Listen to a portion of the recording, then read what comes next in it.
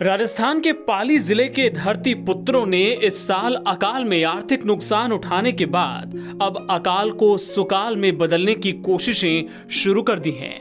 जी हां, पाली जिला इस साल जबरदस्त पेयजल संकट से जूझ रहा है। जिला मुख्यालय पर 5 दिन में एक बार पीने का पानी सप्लाई हो रहा है। प्यास बुझाने के लिए यहां जोधपुर से वाटर ट्रेन से पानी पहुंचाया जा रहा है। हर ओर पानी के लिए त्राही त्राही मची है। वहीं दूसरी ओर जिले के किसान इस भीषण गर्मी में भी इस प्रयास में जुटे हैं कि इस बार के मानसून के बाद उनके खेतों में बम्पर फसल की पैदावार हो। इसी जतन में किसान अपने खेतों में हेमावास बांध की मिट्टी पहुंचा रहे हैं, ताकि खेत तो उपजाऊ होंगे ही, बांध की सिल्ट निकालने से इसकी भराव क्षमता भी फिर से बढ़ सकेगी। जी हां, हम बात कर रहे हैं पाली जिला मुख्यालय के करीब स्थित हेमावास बांध की। सिंचाई विभाग ने जिले के हेमावास बांध, देसूरी के सेली की नाल, बाली के दांतीवाड़ा एवं सादड़ी के काना एवं सादड़ी बांध से सिल्ट निकालने की स्वीकृति दे दी है। गौरतलब है कि पाली जिले में इस वर्ष इंद्रदेव की बेरुखी के चलते किसान खेतों में फसल नहीं उगा सके।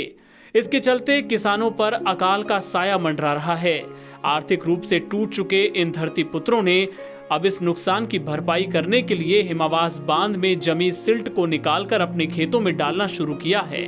सुबह 7 बजे से देर शाम तक हेमावास बांध से ट्रैक्टर, बुलडोजर और डंपर से सिल्ट निकालने का कार्य युद्ध स्तर पर जारी है। बांध की सिल्ट को खेतों में शिफ्ट करने से खेत उपजाऊ होंगे। किसानों का कहना है कि बांध की ये मिट्टी एक तरह से प्राकृतिक खाद है, जो कि 20 वर्ष तक अच्छी उपज देगी, जिसके चलते फसल की बुआई करने पर फसल अच्छी होगी। साथ ही जिले के बांध से सिल्ट निकालने से इसकी भराव क्षमता करीब 150 MCFT बढ़ेगी। हम ये भी हमारे दिमाग में सबके कि हम क्यों नहीं ऐसा करें कि जो 200-150 MCFT पानी की अगर पूर्ति होती तो ये पाली के शहर के अंदर ये समस्या नहीं आती। तो हमारी यही कोशिश है कि हम 3 फीट मिट्टी हटाएंगे और उस 3 फीट की मिट्टी में अगर 20 दिन हमें मानसून नहीं आया और 20 दिन तक बरसात नहीं हुई तो हम कम से कम 150 MCFT पानी इसके अंदर भराव क्षमता बढ़ाने की मिट्टी हम हटा देंगे। ये जो खुदाई होगी तो इसके बाद में ऐसा नहीं है कि पानी अंदर सीपेज हो जाए? पानी अंदर? नहीं, ऐसा नहीं। ऐसा इसलिए नहीं है क्योंकि इसका पेंदा नहीं फूटेगा। तो पेंदा इसलिए नहीं फूटेगा कि इसके अंदर 14 फीट मिट्टी है। तो हमने इसलिए यह तय किया कि फिलहाल हम 3 फीट मिट्टी हटाएंगे, बाकी मिट्टी अंदर है। तो न तो हम पहाड़ के नज़दीक जा रहे हैं जिससे कोई इस बांध को खतरा हो, न हम इसका पेंदा फोड़ रहे हैं।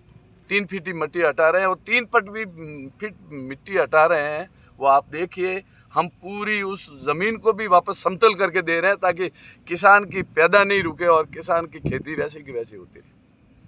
क्यों नहीं अपन अपने खुद के खर्चे पे, खुद का पैसा और खुद का साधन इस मिट्टी को अपन उठाने का बीड़ा उठाए। तो फिर सब ने मिलकर सहमति दी और सब ने ये तय किया कि हाँ ये करना चाहिए। तो फिर हमने एक एप्लीकेशन दी जल संसाधन विभाग को। तो जल संसाधन विभाग ने हमको स्वीकृति दी कि आप उठा सकते हैं। कुछ शर्तें हैं कि भाई पाल से 100-150 फीट दूर रखना है।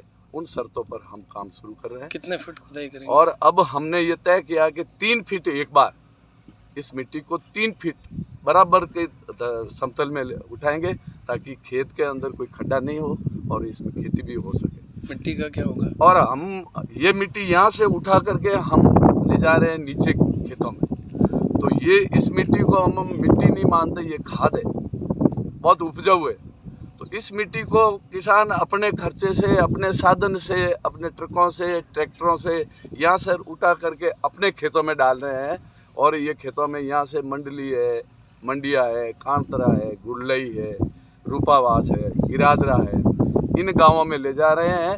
और ये खाद का काम करेगी। और खाद तो, गोबर खाद तो 3-4 साल ही काम करता है खेत के अंदर, उर्वरा शक्ति बढ़ाता है। लेकिन ये जो मिट्टी है ये 20 साल काम आएगी। 20 साल तक खेत में नमी बना के रखती है और पैदावार ज़्यादा होती है, जिससे पेयजल और सिंचाई के लिए पहले से अधिक पानी उपलब्ध होगा। खास बात यह है कि इस मिट्टी को इन दिनों खेतों में शिफ्ट करने से रबी और खरीफ दोनों फसलें अच्छी होने से किसानों को लाभ होगा।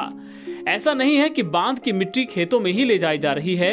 ये मिट्टी खेतों के साथ बांधों के आसपास रहने वाले लोग अपने बगीचों में डालने के लिए भी ले जा रहे हैं। बांध की इस मिट्टी का बगीचों में उपयोग करने से बगीचों में लगे पेड़ पौधों को खाद देने की जरूरत नहीं पड़ेगी।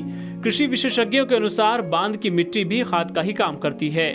पूर्व चेयरमैन हिमावास बांध गिरधारी सिंह मंडली ने बताया कि इस बांध की भराव क्षमता 2219 MCFT है, जबकि हकीकत यह है कि इसमें गत 100 सालों में 12 से 13 फीट तो सिल्ट जमा हो चुकी है। इसलिए बांध में हकीकत में 2219 MCFT पानी आता ही नहीं। सिंचाई और पेयजल के लिए जब पानी का निर्धारण किया जाता है तो वितरण के वक्त सारी गणित गड़बड़ा जाती है। जब 3 फीट की खुदाई से बांध के करीब 150 MCFT पानी का अतिरिक्त भराव होगा, जिससे पाली शहर में 20 दिन तक पेयजल आपूर्ति की जा सकेगी। NBT ऑनलाइन की रिपोर्ट।